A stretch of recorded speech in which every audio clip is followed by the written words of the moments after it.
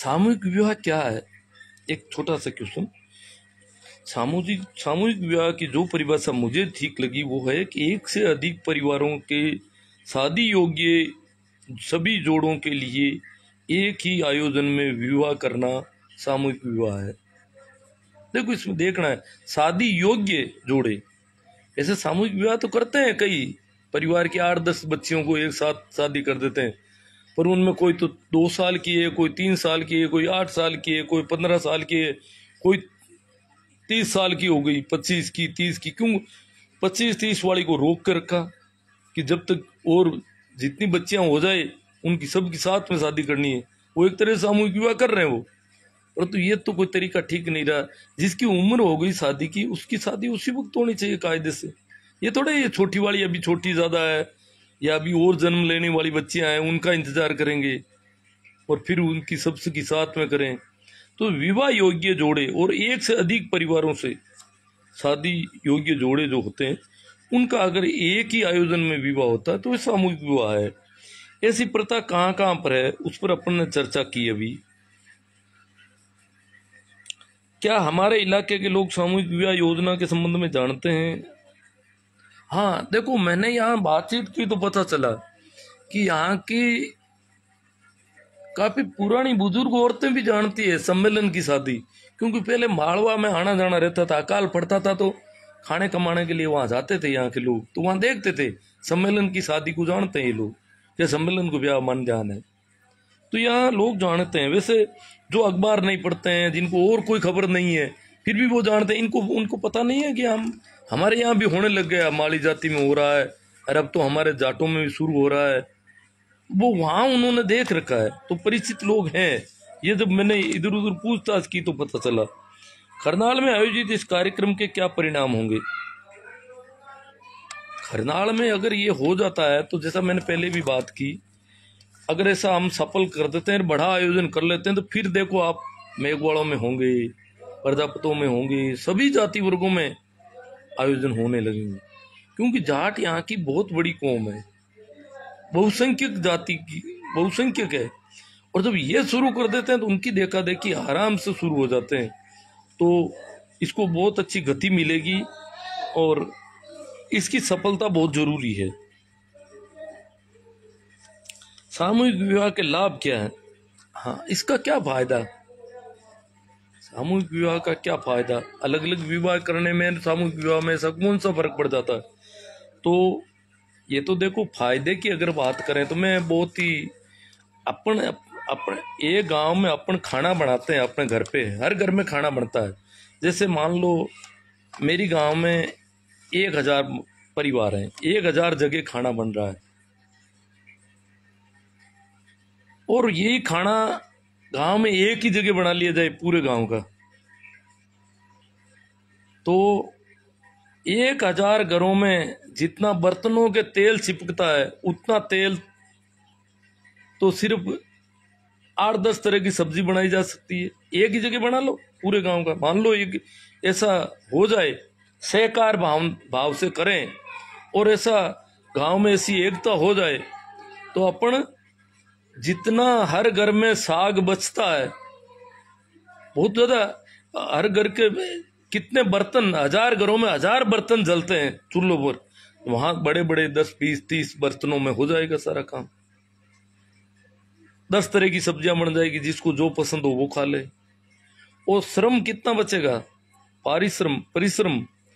हर घर में खाने पानी की व्यवस्था के लिए 1 या 2 आदमी दिन में डेली 8 घंटे की, 7-8 घंटे की ड्यूटी देते हैं।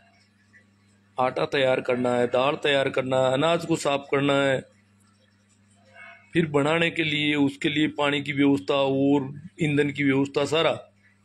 और जितना ईंधन 1000 घरों के तवों को गर्म करने में लगता है ईंधन, उतने ईंधन में तो 1000 घरों का खाना बन जाएगा वहां पर, जब हम सामूहिक भोज बनाएंगे तो।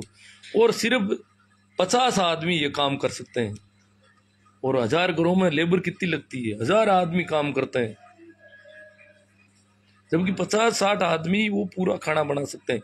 तो मतलब उसमें 25% खर्च होता है अगर सामूहिक खाना बना लिया जाए पूरे गांव का एक जगह सहकार भाव से, ऐसी कोई सिस्टम हो जाए तो ये तो सामूहिक का तो बहुत ज़्यादा फर्क पड़ता है। दूसरा यहाँ तो क्या है, यहाँ तो लोगों की मदद के लिए जिनके पास बहुत ज़्यादा धन है उनका धन काम में लिया जाना है, तो ये तो बहुत ही अच्छा है। और भी, और नहीं भी हो तो जैसे अगर खुद के खर्चे से 50 जोड़े 50 शादियां जो हो रही है, 50 जने एक साथ शादी करें, किसी से कुछ नहीं लें, तो भी वो जितना 50 शादियों में अलग अलग जगह जो पैसा लगेगा उसका 25% भी नहीं लगेगा। अगर एक जगह कर ले 50 जने, किसी दूसरे से 1 रुपया भी नहीं लें और अपनी रकम लगाएं, सब अपना रुपया इकट्ठा कर लें कि 50 शादियों में कितना खर्च होगा वो हम सब अपन देंगे तो उनको वो जो अगर 50 जगह होती तो जितना खर्च होता उसका 25% खर्च होगा ज़्यादा से ज़्यादा एक जगह करने पर, इतना फायदा होता है। दूसरा यहाँ पर लाभ का मतलब है कि जो अनावश्यक खर्चा है वो रुक जाएगा, और अनावश्यक खर्चा अगर रुक जाए तो जो अनिवार्य खर्चे किए जाने चाहिए थे वो उनके लिए हमें सहूलियत मिल जाती है। अनिवार्य खर्चे जैसे बच्चों की कोचिंग है, बच्चों की पढ़ाई है, स्वास्थ्य है। हम देखते हैं बहुत सारे लोग बीमारियों को लिए बैठे रहते हैं, क्या करें, तांती बांध दो, फेरी दे दो, डॉक्टर गंजावन रुपया लाग जाए, तो बहुत ही यूं इस प्रकार बीमारियां बढ़ती जाती है। तो ये स्वास्थ्य जो सबसे पहलो सुख निरोगी काया नहीं है, और आदमी इलाज कराना नहीं चाहता। उसको पता है इलाज करवाऊंगा तो मैं टनाटन हो जाऊंगा, ठीक हो जाऊंगा, परंतु पैसे लग जाएंगे। बहुत सबसे ज्यादा जो अनिवार्य खर्च है वो नहीं किया जाता, शिक्षा पर खर्च किए नहीं जा सकते, पोषण की जो व्यवस्थाएं है उस पर खर्च होता नहीं, सब्जी फल इत्यादि भी हम टाइम पर नहीं ला सकते, भूखे प्यासे पसीने का ताल ताल होकर के काम करना, पेट काट करके पैसे इकट्ठे करना, 10 लाख 15 लाख इकट्ठे करना, या 10 लाख इकट्ठे हो गए और 20 लाख शादी में लगेंगे तो 20 लाख लगाना और 10 लाख का कर्ज हो जाना, मतलब जीवन भर रूखा सूखा जैसा तैसा खा के काम चलाते हैं। पर्यटन वगैरह के तो सोच ही नहीं पाता आदमी, बच्चों की शिक्षा नहीं हो रही है, स्वास्थ्य का ध्यान नहीं रखा जा सकता, तो कैसे आगे सोचेगा दूसरी चीजें। तो विलासिता की तो कोई नाम ही नहीं है, परंतु उसको एक ही साथ स्वा करना होता है। एक साथ इतना बड़ा खर्चा करने वाले हम दुनिया के सबसे मूर्ख लोग हैं। मेरा क्या है कि मैं विदेशी लोगों से भी मिलता रहा हूं, तो विदेशों में क्या है, विदेशों में किसी भी आदमी का जैसे डेली का खर्च है, किसी परिवार का डेली का 400 रुपये खर्च है, 500 है या 1000 है, तो वो पूरे साल हजार चलेगा। हाँ, कभी कोई फंक्शन हो गया, नव वर्ष हो गया, कोई क्रिसमस हो गया, तो 1000 की जगह 4-5 हजार खर्च हो गया। इससे ज्यादा पूरी जिंदगी में खर्चा कभी एक दिन के लिए ऐसा खर्चा नहीं होता। हमारे यहाँ रोज का खर्चा तो थोड़ा, और एक दिन ग्राफ अगर देखें तो ग्राफ चिपका हुआ मिलेगा, और एक दिन का खर्च वो जो 10 साल में जो खर्च नहीं किया उससे 10 गुना एक दिन में खर्च कर देते हैं। पूरा कमाया कुमाया कुछ कर्जा करके स्वा एकदम दपड़ को करा, एक हाथ दपड़ को मोटो, एड़ा जिंदगी में 2-3 बार दपड़ा का हुआ हर एक आदमी हूं, एक आध मृत्यु बोध, एक आध ब्याह वालों काम, और वो दपड़ को एक दिन में करना पड़े, और बाकी दिन भूखो तीसरे कहीं है अपन को। अगर औसत जीवन की स्थिति देखें तो आदमी कहाँ जी रहा है। तो हम ऐसी मूर्खताएं हमारे यहाँ हो रही, तो फिर क्या होता है कि अगर हम ऐसा करने लगे, सामूहिक विवाह अगर कर लें, तो ये खर्चे एक दिन में होने वाला बहुत बड़ा खर्च से हम बच जाएंगे।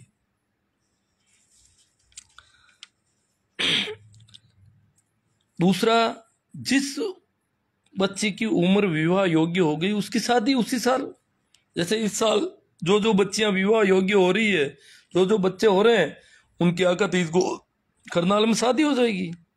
अब उनसे जो छोटी बहनें हैं उनकी शादी अगली साल होगी, उनसे छोटी है उनकी उसके अगली साल। यहां तो 25 वर्ष वाली और 5 वर्ष वाली की एक साथ शादी करनी पड़ती है। ऐसे 5 बार अगर शादियां करे तो हालत खराब हो जाए।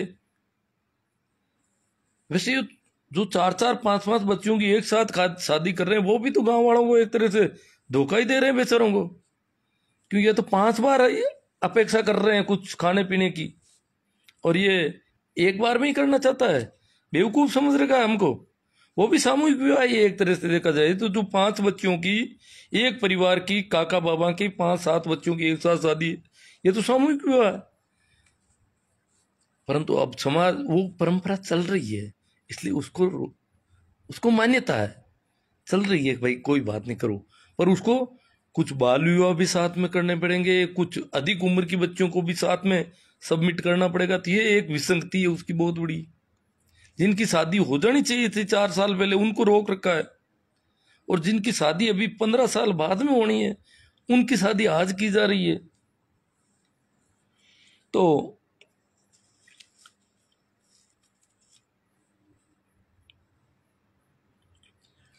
हमारी अगर देखें तो बाल विवाह से बच सकते हैं।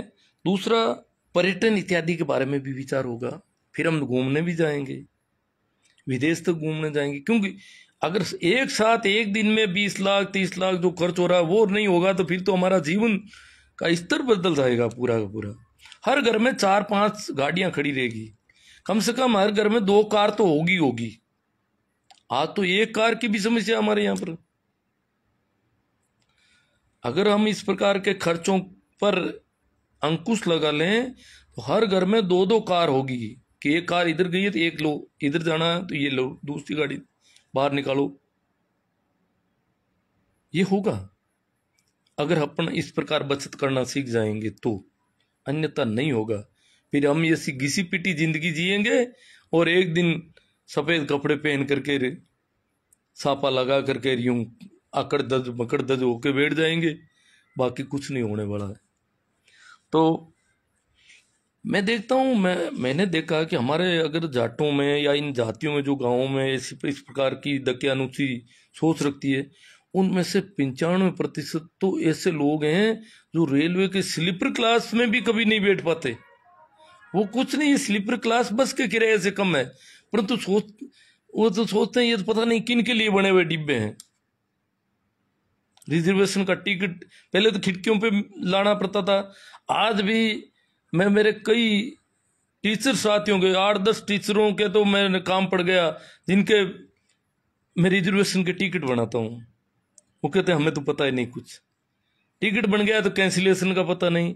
टिकट यहाँ से बनाना है नागौर से जयपुर का या नागौर से दिल्ली का, और बाय द वे फुल है तो बोर्डिंग नागौर का रख लें, टिकट पीछे से बना लें और हमें टिकट कंफर्म मिल जाए। ये चीजें पता ही नहीं, यह हालत है हमारी। और रेलवे का, हवाई जहाज का तो अभी सोच ही नहीं पाते।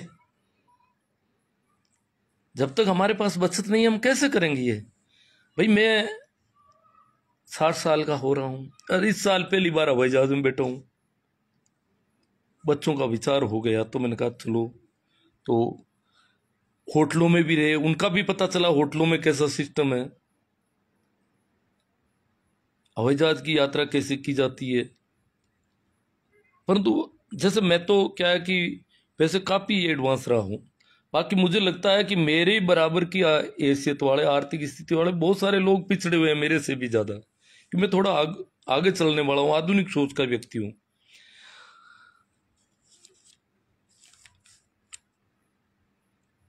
तो मैं टेक्नोलॉजी में भी ठीक जानता हूं।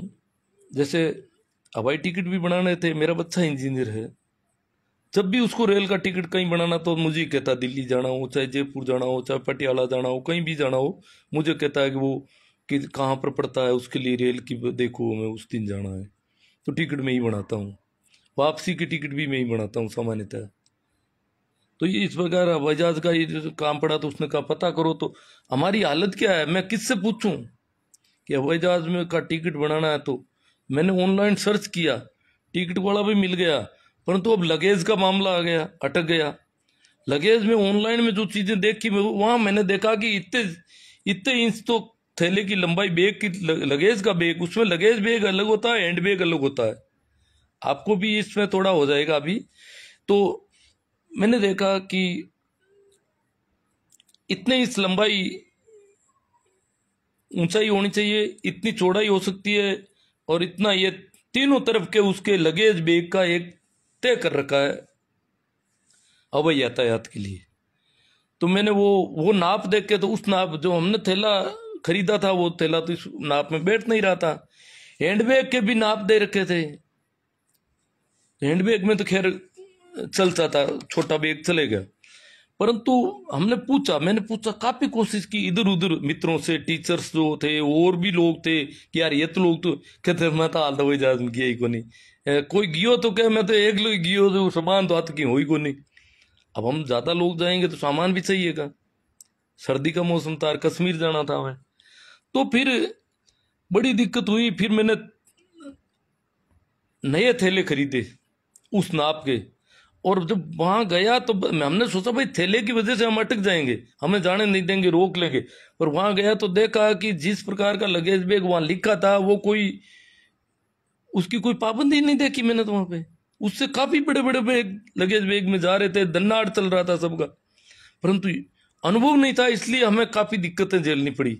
अब पता चला कि वो जो इतनी लिमिट रखी हुई है, वो लिमिट तो कागजी लिमिट है। लोग बड़े बड़े थैले लेकर के आ रहे हैं। हाँ ठीक है, थैलों में सामान क्या है, वो तो सब उससे गुजरता है, सुरक्षा के लाइन से। तो सामान अगर चाकू वगैरह ऐसी कुछ चीजें हैं तो आपका लगेज अटक जाएगा। तो ये दिक्कत आ गई, क्योंकि अनुभव नहीं था। जिनको भी पूछा उनका भी अनुभव नहीं। ये हालत है हमारी। ये हालत इसलिए है कि हम एक साथ एक दिन में ज्यादा खर्चा, और बाकी दिनों में हमारा कोई खर्चा वर्चा कुछ है ही नहीं। बैठे बैठे मुट्ठी भींच के बैठे रहते हैं पूरी जिंदगी, कि कोई गिर नहीं जाए चमन कहीं पे। और फिर एक दिन ही खुला कर दिया सारा। और इधर उधर देखते हैं लोग मेरे बारे में क्या कह रहे हैं, लोग मेरे को अच्छा कह रहे हैं नहीं कह रहे हैं, लोगों की तरफ मुंह ताक रहे हैं। अच्छा कहाँ कहेंगे, तुमसे तो ज्यादा खर्च कर दिए लोगों ने, तुमसे और भी ज्यादा खर्च करने वाला कहाँ है, इसकी सीमा क्या है। तो क्या हमारे यहाँ पहले कभी किसी रूप में, एक अगला प्रश्न है, चर्चा का विषय है, क्या हमारे यहाँ पहले कभी किसी रूप में सामूहिक विवाह प्रचलन में थे? हमारे यहाँ तो एक बहुत ही अच्छी परंपरा थी, परंतु हम ही उसके विरोध में खड़े हो गए। हम का मतलब मैं बताता हूं कि हमारे इस इलाके में जो नागौर, मुंडवा, मेड़ता, ये इलाका है, भोपालगढ़ वगैरह, इस इलाके में एक ही दिन शादी होती थी, आका तीज को। साल में 365 दिन में से एक दिन शादी होती थी, बाकी कोई शादी नहीं होती। आका तीज का शादी हो गई तो हो गई, नहीं हुई तो फिर अगली आका तीज, इससे पहले कोई शादी नहीं होनी। किसी को पंडित को पूछने की जरूरत नहीं, शादी आका तीज को होगी जितनी होगी। पंडित मिलता है तो ठीक, नहीं मिलता तो नहीं सही। शादी सबकी आका तीज के दिन ही होगी, इसके अलावा नहीं होगी। तो उसमें क्या दिक्कत हुई? उसमें दिक्कत हुई कि मैंने देखा कि बहुत बात आज से 40 साल पहले की है। मेरी बहनों की शादी थी, तो उसमें मैं प्लास्टिक की गिलास किराए पे लाया नागौर से। तो जितना उस प्लास्टिक की गिलास की कीमत होती थी, यूं शरबत पिलाने के लिए प्लास्टिक गिलासें किराए पे लानी पड़ी। तो जितनी उसकी कीमत होती थी उतना ही किराया, और बाजार में गिलासें मिलती नहीं। वो तो टेंट वाले तो पता नहीं कहाँ से, जयपुर और से, बाहर से मंगाते होंगे। बाजार में इस प्रकार आज की तरह सप्लाई नहीं थी, स्टील वगैरह के बर्तन भी नहीं थे उस जमाने में। तो हमने सोचा भाई प्लास्टिक की गिलास में थोड़ा पिलाएंगे तो ठीक लगेगा। देखो उस जमाने की बात कर रहा हूं मैं, इतना भारी किराया। गांव में जैसे मेरी बहनों की शादी हुई या मेरी शादी हुई तो कहीं कोई सामियाना टेंट, एक भी चांदनी जिसे कहते हैं सामियाना की, एक भी नहीं मिलता था, क्योंकि किराया बहुत भारी हो जाता था। एक दिन में शादी बाकी दिनों में होती नहीं थी। तो हमारे गांव में कुछ लोगों ने एक एक सामियाना अपना बनाया शादी के लिए, जो अपने आप में पैसे वाले थे या कुछ और थे, उन्होंने ऐसा कुछ करके, क्योंकि कहीं कुछ होता है नहीं, परंतु उसमें लिमिट इतनी। और जैसे ट्रैक्टर का किराया देखो, ट्रैक्टर में बारात जाती थी उस जमाने में, और किराया बहुत भारी होता था उसमें। एक एक ट्रैक्टर 10-10 शादियां करवाता था। एक ट्रैक्टर में मेरे गांव से एक बारात गई तो 7 दूल्हे बैठे थे। 2 दूल्हों को चिमरानी में उतार दिया, 3 दूल्हों को नागौर में उतार दिया, 2 दूल्हे आगे डे चले गए, 7 दूल्हे। एक ही ट्रॉली में बारात थी 7 दूल्हों की। वापसी में सभी को लाइन में सीधा उधर से लेते हुए वो ट्रैक्टर आ गया, और सातों से भी किराया लिया। ये तो हुआ सीधी लाइन का। सीधी लाइन अगर नहीं मिलती तो ये भी इधर उधर पूछते हैं कि वहां से वो बारात है तो वहां वो उस बारात को उतार के वहां से वो बारात उठाएगा, वहां से वो। एक ट्रैक्टर कई जगह घूमता, और कई बार दूसरा दिन हो जाता तब तक ट्रैक्टर वहां पहुंचता नहीं, तो वो बहुत महंगा पड़ता था। हमने कहा यार ये तो मामला गड़बड़ है। दुकानों में हर चीज बहुत महंगी होती थी।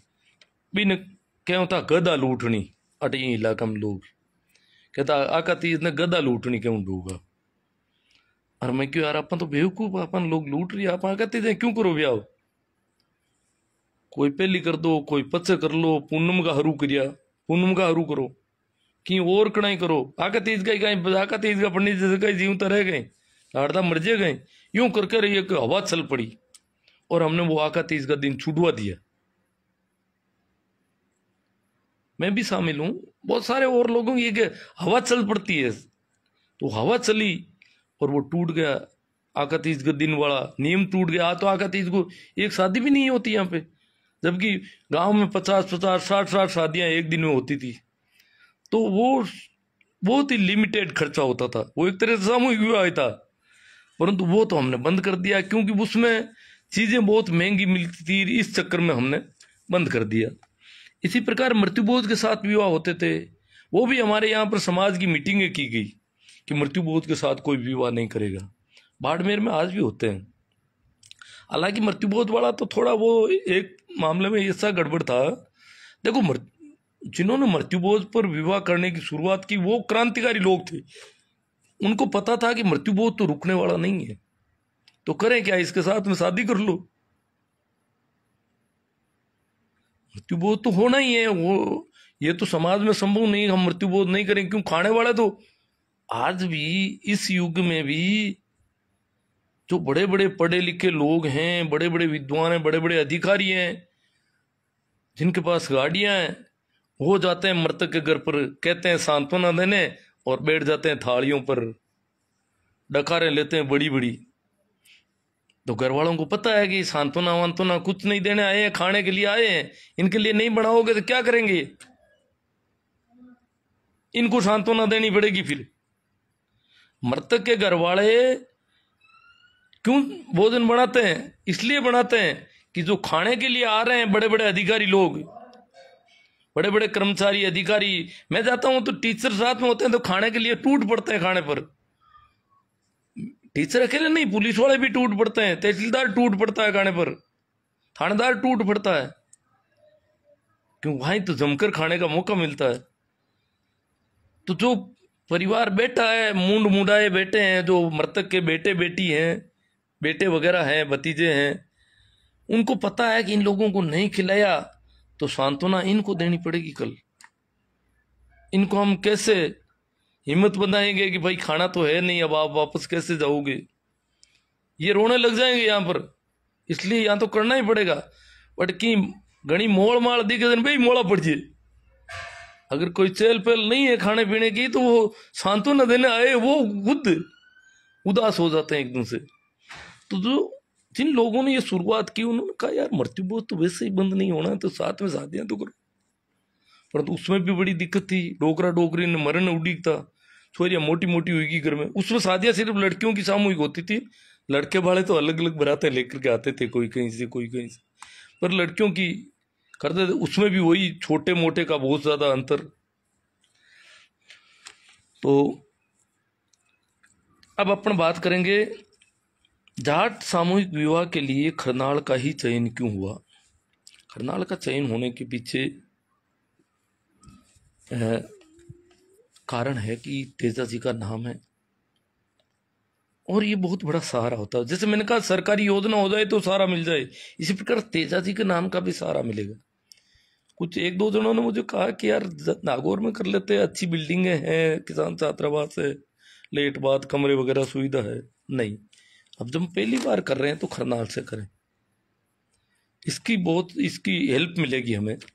लोग कहेंगे भाई खरनाल में है इसलिए चलना चाहिए, ठीक बात है, तो इसलिए इसका चयन हुआ है। और खरनाल में अगर हो जाएगा तो फिर खरनाल में तो होगा ही वो, तो फिर अगली साल कहेंगे भाई भोपालगढ़ में करो, नोखा मंडी में करो, मेड़ता में करो, चारों ओर इसको फैलाओ। इसके पड़ोस के इलाके में अगर करेंगे 50 किलोमीटर की दूरी पर, 60 किलोमीटर की, तो पहले वाले का सारा वहान मिल जाएगा। पिछली बार खरनाल में हुआ, सब बहुत अच्छा हुआ, हम भी करो। अब यहाँ टोंक में 20 साल से हो रहा है, पर यहां पर उसका क्या हेल्प मिले। टोंक में जो 20 साल से हो रहा है, टोंक नजदीक से नजदीक टोंक में ही हो रहे हैं, बाकी मालवा में तो खूब होते हैं उधर तो, और टोंक में हो रहा है। उसका अगर टोंक से मालपुरा में किया जाता, मालपुरा से किशनगढ़ में किया जाता, फिर डेगाना में, फिर नागौर में, इधर होता तो धीरे धीरे ये फैल जाता। परंतु वो तो टोंक वाले 20 साल से टोंक में ही कर रहे हैं, इधर दूसरी जगह उन्होंने सेलेक्ट नहीं की। अड़ोस पड़ोस में दूसरी जगह होते रहते तो ये फैल जाता, अब तक यहाँ आ जाता। हर 3-4 साल बाद में 50 किलोमीटर आगे के किसी कस्बे का चयन करके और चारों ओर ये फैलाने का होता तो अच्छा रहता। पर खैर, इसलिए हमें बहुत ही इसमें संघर्ष करना पड़ेगा इसकी सफलता के लिए। इसकी सफलता क्यों आवश्यक है, कुछ लोग कहते हैं सफलता इसलिए आवश्यक है कि हमने तय कर लिया है कि करना है तो अगर 5, 10, 15 जोड़े का करे तो वो थोड़ा यूं नहीं लगता, तो फिर बड़े पैमाने पर होना चाहिए। जाट तो यहाँ बहुसंख्यक आबादी है, तो इसकी सफलता जरूरी है। इसकी सफलता के साथ ही फिर विष्णुओं में भी होंगे, सब में होंगे। इसकी सफलता सबके लिए मार्गदर्शन करेगी, और इसकी असफलता फिर कभी उठने का नाम नहीं लेगी, फिर कभी हो नहीं पाएगा। फिर तो 10 साल 15 साल बाद में सोच ही नहीं पाएंगे। इसलिए इसकी सफलता तो बहुत जरूरी है। ये जितना बड़ा सफल और होगा उतना ही आगे ये अच्छा मैसेज आएगा। तो सफलता तो इसकी आवश्यक है, इसलिए जो भी इस सोच के लोग हैं वो बड़ी कोशिश करें इसमें। और अब अगला बिंदु हमारा रखा हुआ है कि इस आयोजन में जोड़ों को सम्मिलित करवाने के लिए ग्रामीण क्षेत्र में निवास करने वाले लोगों या शहरी क्षेत्र में निवास करने वाले लोगों में से किस पर अधिक ध्यान देना चाहिए और क्यों, या ऐसा कुछ सोचना भी नहीं चाहिए। क्या कि अभी तक मैंने देखा है कि जैसे नागौर की मीटिंग में आरुषि जी ने कहा था, और उसके बाद में जो भी लोग कर रहे हैं वो कह रहे हैं यार उस गांव में पता करो शादी किसकी करनी, उसका वो अपने पड़ोस में नहीं देख रहे भाई नागौर शहर में किन किन की शादियां होनी है। शहर वालों की सामूहिक विवाह में नहीं होनी चाहिए, ऐसा नहीं होना चाहिए। शहर वालों के पास पैसा, जैसे माड़ी समाज में कहा जाता है कि मंत्री के बच्चे की शादी होती है, उसका तो बहुत अच्छा मैसेज आता है, भाग्य वाला है। और हांडो बाढ़ हो रही फाड़े रिगदियां तो बस लारे निकल जावे, हमने टके हुए हांडो है ना, वो बाढ़ फाड़ ले वजह ना रिगदियां बे भी लारे निकल जे, रिगदियां कोई बाढ़ थोड़ी फाड़े जे। तो बाढ़ फाड़न वाले तो हेर वाला भी बेड़ा होना जरूरी है। कोई गाँव में नहीं करे, गाँव में जाए क्या कोई विधवा है कहीं भी, कोई बच्ची है कहीं, या बिंक नहीं करो नहीं। मेरी मान्यता है कि कुछ उन पैसे वाले लोगों को आगे आना पड़ेगा अपने बच्चों की शादी करने में। हाँ, भविष्य में ये मानते हैं कि वो सबके काम आएगा, गरीबों के ज्यादा काम आएगा, जिनकी आर्थिक स्थिति कमजोर है उनके ज्यादा काम आएगा। परंतु जो संपन्न लोग हैं उन्हें भी आगे आना चाहिए इसमें, कि हम करते हैं हमारी शादी बच्ची की, क्योंकि संपन्न और फिर शहर ग्रामीण का क्यों फर्क डाल रहा हूं, गांव में भी संपन्न मिल सकते हैं। गांव में सामाजिक दबाव व्यक्ति पर ज्यादा होता है शहर में, शहर की अपेक्षा। गांव में कौन क्या कर रहा है, किसकी क्या कंडीशन है, पूरे गांव की नजरें होती है हर घर पर, हर व्यक्ति पर। शहर में ऐसा नहीं है, ऐसा कम है। गांव में जो गांव की नूत पात है उसका पूरा ख्याल रखना पड़ता है, शहर वालों को ये जरूरी नहीं है इतना। शहर में पुरानी नूत पात है नहीं, नागौर में जैसे है, जोधपुर में तो कुछ एक वर्षों पहले ही जाके बसे हैं, उनकी क्या पुरानी वहां की नूत पात होगी, तो वो उनके चल जाता है। तो शहर वाले, इसमें मेरे हिसाब से शहर वालों को तो कन्विंस करना ही चाहिए। शहर वालों पर नजर ही नहीं रखें अपन, उन पर ध्यान ही नहीं दें कि भाई इनके भी तो बच्चा है, इनके भी बच्ची है, आप चलो, आपका आपका ठीक रहेगा। वो हम नहीं कर रहे हैं। तो मेरे देखे शहर वालों पर ध्यान दिया जाना चाहिए, केवल ग्रामीण लोगों पर, ग्रामीण पृष्ठभूमि के लोगों पर ध्यान नहीं देकर के शहर वालों पर भी दिया जाना चाहिए। शहर वालों के सरलता अधिक रहेगी अपेक्षा ग्रामीण की। गांव का आदमी सामाजिक गुलामी जीता है। गांव के आदमी पर समाज का सामाजिक दबाव, सामाजिक आतंक, दहशत ज्यादा होती है शहर के बजाय। शहर में कोई किसी पर इतनी उंगली नहीं उठा सकता जितनी गांव में उठा सकता है। तो मेरा मानना है कि शहरों पर भी ध्यान दिया जाना चाहिए गांवों के साथ साथ। जबकि अब तक मैं देख रहा हूं सभी लोग दौड़ दौड़ के गांव में जाके पूछते हैं कि खरनाड़ में गुणा करना, पालड़ी में, बनगांव में, बागरोद में। अरे तो थांग नागौर में ही तगड़ा बैठा हो, सामू कितना जोड़ा तैयार करिया होता है बे के नागौर वाला था कहीं को, तो क्यों भाई? नहीं, ये बिल्कुल, ये जो नागौर वाले ये गलत सोच रहे हैं। नागौर वालों को पहले तैयार होना, हम उनके पीछे चलेंगे। नागौर वालों के बिना हमारी औकात क्या है? नागौर, जोधपुर जो बड़े शहरों में रहते हैं उनकी कुछ हैसियत भी होती है। और क्रांति में तो क्रांतिकारी तो वही होने चाहिए जो पढ़े लिखे लोग हैं। आप भेड़ चराने वाले से क्रांति की अपेक्षा करते हैं, ये नहीं चलेगा। तो मेरा मानना है कि शहर में भी, शहर के में जो शादियां होनी है अगले 2-3 महीने में, उन पर भी उतना ही फोकस किया जाए जितना गांव पर किया जाए। मैं इन्हें नहीं कहता गांव पर मत करो, गांव पर भी करो, परंतु एक तरफा नहीं।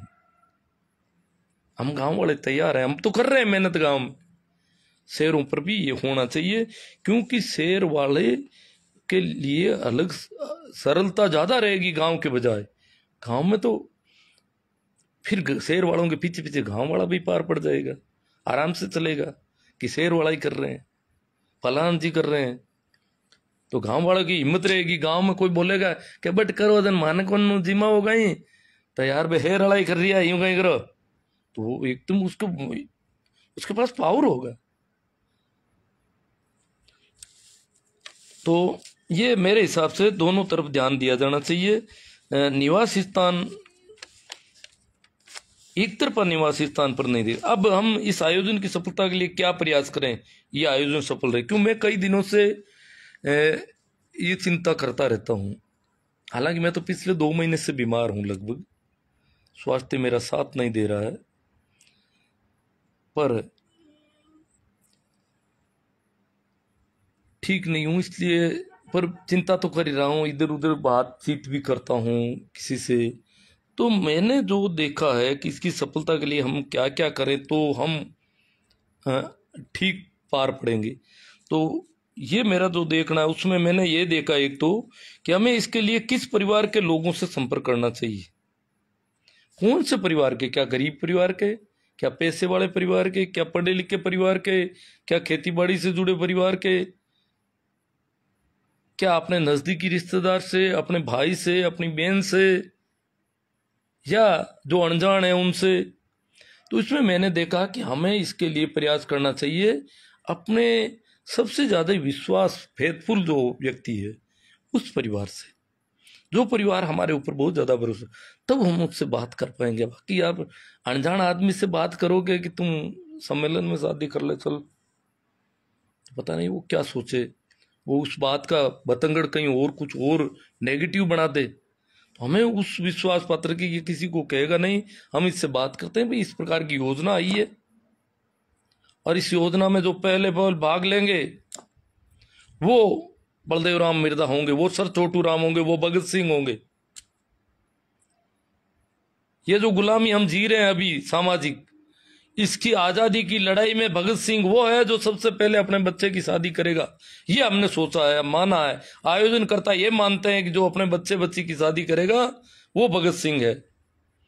तो उसमें उसको थोड़ा, तो भाई क्या करें, भगत सिंह की भूमिका में हम हो सकते हैं, हमें फांसी भी नहीं चढ़ना पड़ेगा। सिर्फ यही है, दो चार ये भूखमरे लोग हैं, ये ची ची करेंगे गांव में कई दिन तक, पड़े करेंगे, नाम निकल जाएगा, दुनिया याद करेगी कि खरनाल में जब सन 2024 में जब हुआ था तो फलां गांव के फलान जी ने अपने बच्चे की शादी की, फलान जी ने अपने बच्ची की शादी की। ये है नींव के पत्थर जिनकी वजह से आज ये सामूहिक विवाह का सिलसिला चल पड़ा। जब ये प्रचलन में आ जाएगा, जब ये आजादी हो जाएगी चारों ओर, तब आजादी के दीवानों को याद किया जाएगा कि हम तो गुलामी में जीते थे, गांव वालों से डरते थे, गांव वाले क्या कहेंगे, गांव ये पहले जिन लोगों ने हिम्मत बढ़ाई है, उस गांव के फला आदमी थे, उस गांव के वो थे, उस गांव के वो थे। जिस प्रकार ठाकरों के सामने जब पहले जो लोग आगे बढ़े थे जागीरदारों के जुल्मों के खिलाफ, जैसे आसोप में पांचाराम जी भाकल, भाकरोद में हीरा राम जी, नारवा में श्री राम जी सोऊ, अष्टोड़ा में भाई सेंगबा थे, नाम भूल रहा हूं मैं बाबा का। तो ये जो लोग थे, वैसे बलिदान भी हुए डूंगर राम जी दाड़मी में, तो ये जो लोग थे उनको आज याद किया जाता है कि वो थे जिन्होंने इतनी हिम्मत की, ठाकरों की आंख में आंख डाल करके बात करने की हिम्मत की, मौत की परवाह नहीं की। तो जब ये सामूहिक विवाह का प्रचलन चलेगा पूरे मारवाड़ में, तो कहा जाएगा कि जब खरनाल में पहल हुआ था तो शिनोद के फला आदमी ने ऐसा इसमें भाग लिया था और कहा था मेरे बच्चे की शादी करो, आप मेरी बच्ची की करो। ठाडोकण में उसने हाँ भरी थी। ये थे भगत सिंह के परिवार के लोग, इन्होंने इस क्रांतिकारी कदम, ये हीरो हैं, ये नायक हैं, ये होना चाहिए। तो ये बात हम करेंगे जाकर के, जिनसे करेंगे कि भाई देखो तुझे में हिम्मत हो, और एक डरपोक आदमी से बात नहीं करनी है, वो चाहे अपना नियरेस्ट भाई भी हो, भाई भी अगर ज्यादा डरपोक है तो सुन नहीं, थोड़ा हिम्मत वाला हो, कम डरता हो लोगों से, उससे कहेंगे, हमारा विश्वास पात्र हो। उस परिवार में भी किस व्यक्ति से कहेंगे अपन बात, जो ज्यादा क्रांतिकारी लगता हो हमको, जो ज्यादा दकियानूसी नहीं हो, ज्यादा रूढ़िवादी नहीं हो, उससे करेंगे। चाहे वो लड़का भी हो सकता है, लड़की भी हो सकता है, पिता भी हो सकता है, दादा भी हो सकता है, दादी भी, माँ भी, किसी घर की स्त्री ज्यादा यूं लगती है तो उससे करेंगे। देख लो, करना है तो पहला काम है, और पहले काम में जो आगे बढ़ेंगे वही तो मार्ग निकालेंगे,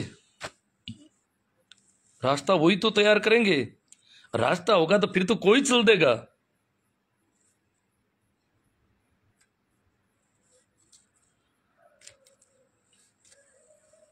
जे तू हिम्मत करसी तो नयो मार्ग निकले ला रे, मुर्दा पतला हीणा मीणा होरा पार पड़े ला रे। तो उस परिवार के, फिर उस परिवार के सेकंड जो कम रूढ़िवादी है उससे बात करेंगे, फिर करके फिर पूरे परिवार को विश्वास में लेना। ये नहीं है कि लड़के लड़की को नहीं कहा अपन ने, पूरे परिवार को फिर वहां रजिस्ट्रेशन के लिए संपर्क करना। लड़के लड़के से भी बात करना जरूरी है। हमने एक छोटी सी घटना, छोटी नहीं वो तो बहुत बड़ी घटना हो गई, करनू की घटना है 4 महीने पहले की, पता हो तो, माड़ी जाति का कोई परिवार था और लड़की ने अपने पिता को मार दिया सामूहिक विवाह में।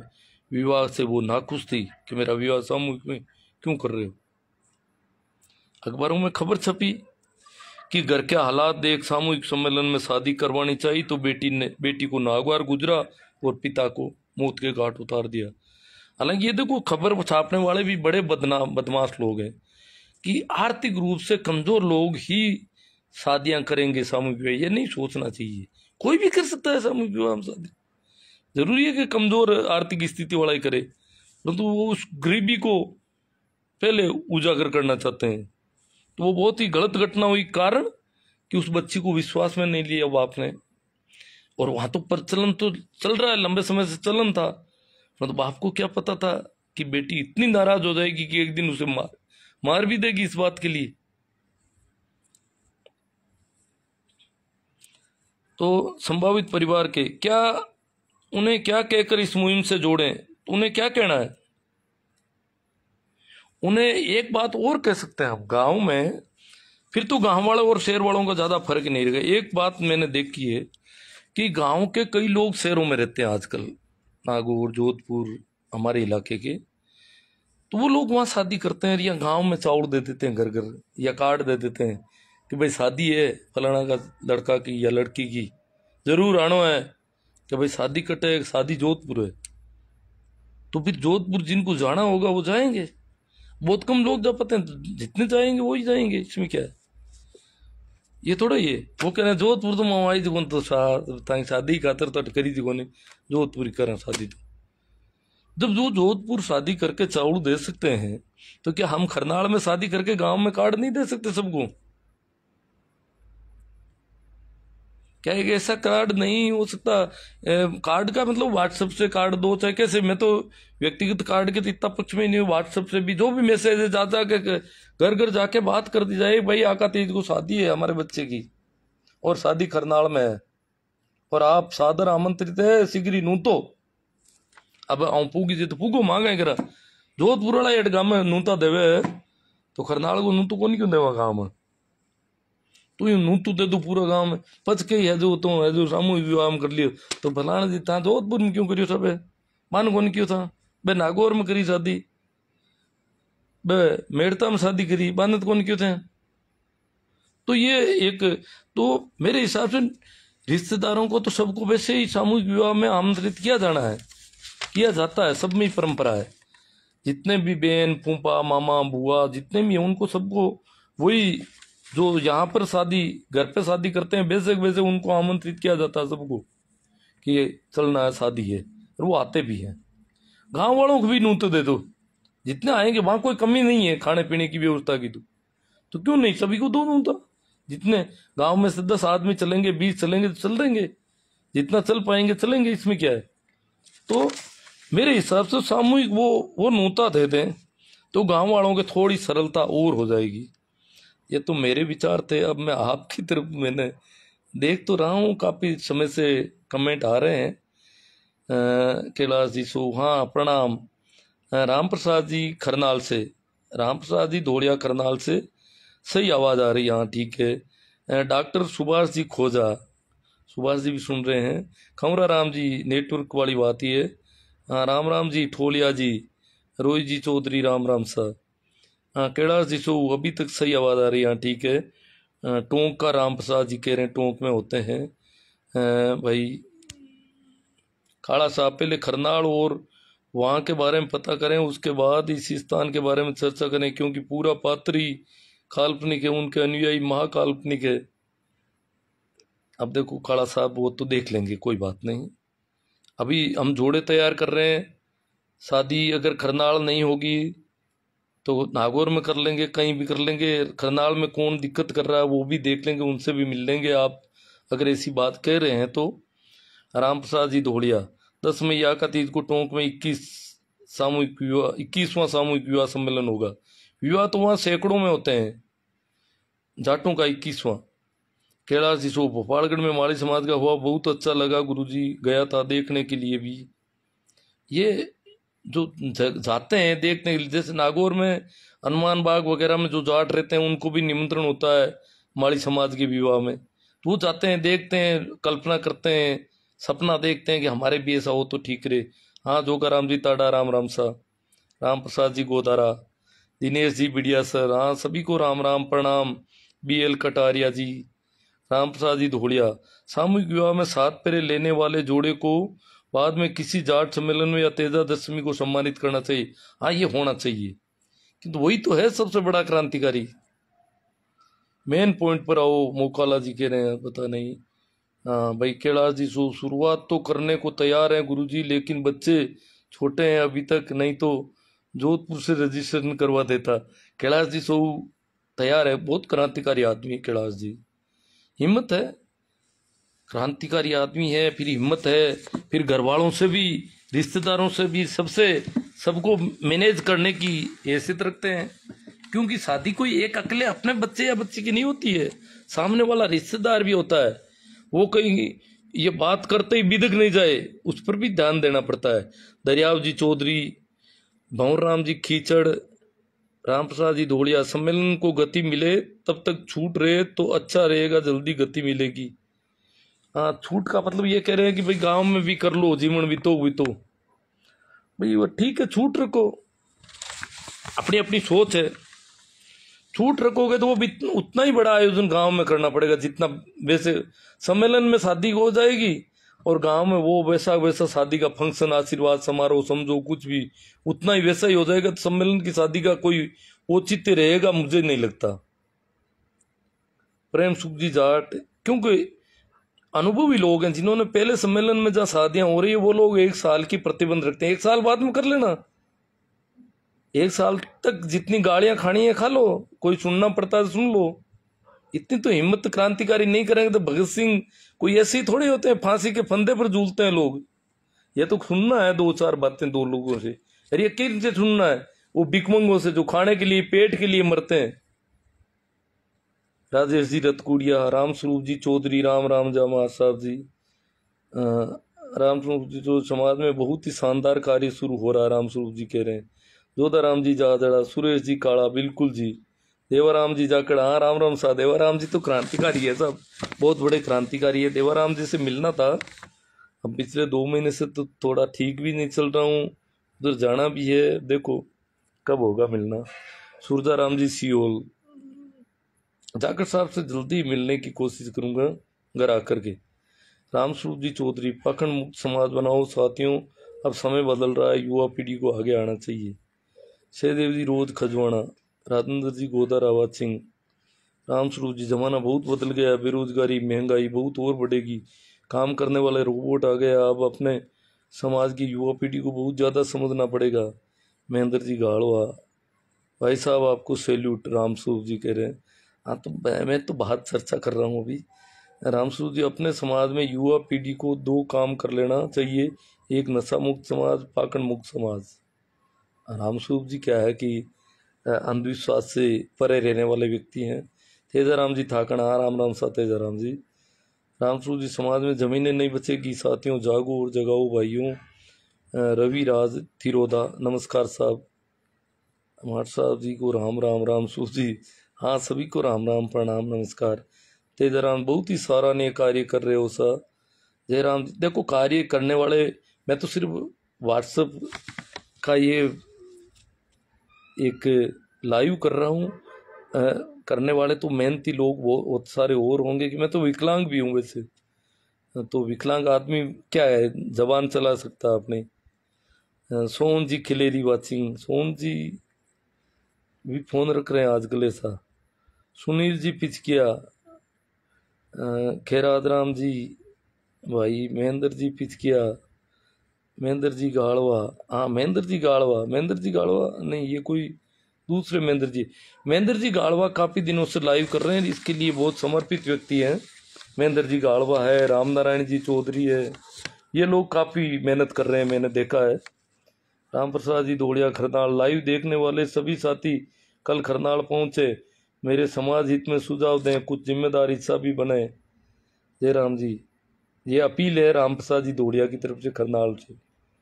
जेठाराम जी, ये आमंत्रण है हमको, जेठाराम जी बागड़िया। ओ जयराम जी बागड़िया जेठाराम जी का नाम है, ठीक, राम राम सा जेठाराम जी। आका तीज के बाद पूनम को होने लगी गुरु जी, हाँ तेजाराम जी को याद है। फिर पूनम और फिर तो बस पूछो ही मत, अब आका तीज को तो बिल्कुल होते ही नहीं है।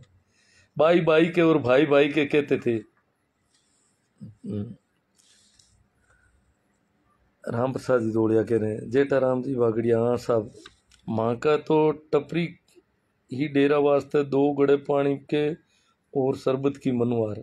हाँ, डेरा वास्ते टपरी होती, खेलियां एटे डेरा देता।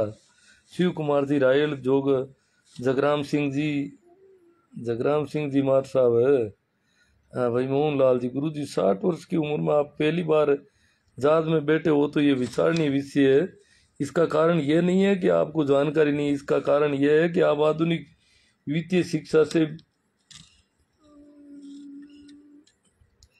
बिल्कुल ही वंचित रहे हो। और हमें इन सामूहिक विवाहों के साथ साथ वित्तीय शिक्षा की भी जरूरी करनी चाहिए। जो मल्टी लेवल मार्केटिंग, पूंजी स्कीम्स के इतर निवेश यथा फ्यूचर प्लानिंग, हेल्थ इंश्योरेंस आदि से जुड़ी हो, तभी सबका भला होगा। बाप जी कोई जुआ सट्टा में मत बजा देते हैं फ्यूचर प्लानिंग का नाम। किसान की सबसे बड़ी प्रॉब्लम, वह हमेशा जूते पहनकर मोजे पहनने की कोशिश करता है, शर्ट पहनकर, जूते पहनने के बाद में मोजे, शर्ट पहनकर बनियान पहनने की कोशिश करता है। उसको पहले क्या करना चाहिए ये कभी नहीं सोचता। ठीक है, जीवन पर रगड़ रगड़ के जीता है, ये मिलती जुलती बात ही कर रहे हैं, मेरे पक्ष में ही कर रहे हैं। हाँ भाई, तेजाराम जी उड्डा ग्रेट वर्क आपका भी। कैलाश कृष्ण गोपाल जी, बेरू राम जी सिवर, पहले बड़े घराने वालों को करना चाहिए। नहीं नहीं, सभी को साथ, मतलब बड़े घरानों को टाला नहीं जाना चाहिए, मैं ये कहता हूँ। कल को कह दे तुम्हारे पास तो पैसे, तुम नहीं भाई तुम अलग रहो, अभी हम गरीबों का करेंगे पहले, ऐसा नहीं हो। पैसे वालों के संबंध में भी सोचना चाहिए। उनका बच्चा बड़ा है तो उनसे भी बात कर लो, आपके मित्र है, भाई है, बंधु है, बहन है, बहन के घर में पैसा ठीक है तो बहन से भी बात की जा सकती है। गिरधारी राम जी, राम प्रसाद जी दुखड़िया, सही बात है। हाँ, ओटो हो रहा चाला, ओटो मोटूड़ा ओटो हो जाए। क्रांतिकारी तो विचार होता है, छोटे बड़े का फर्क नहीं होता है। बेरू राम जी सीवर, बहुत ही सराहनीय कार्य। नेम जी सोमरवाल, नेम जी क्रांतिकारी व्यक्ति है। इससे अच्छा काम समाज को मजबूत करने का और कुछ नहीं हो सकता।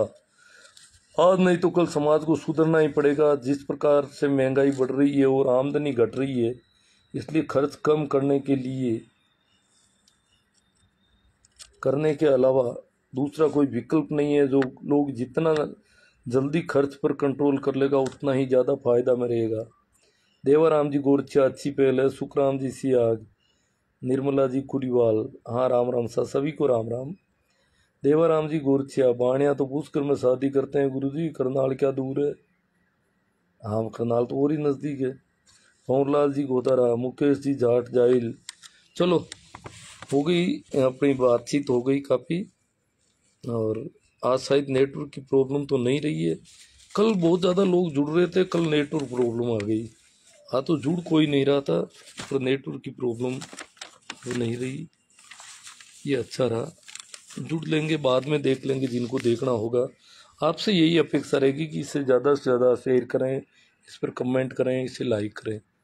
Thank you. एक बार फिर आप सभी को राम राम, प्रणाम, नमस्कार।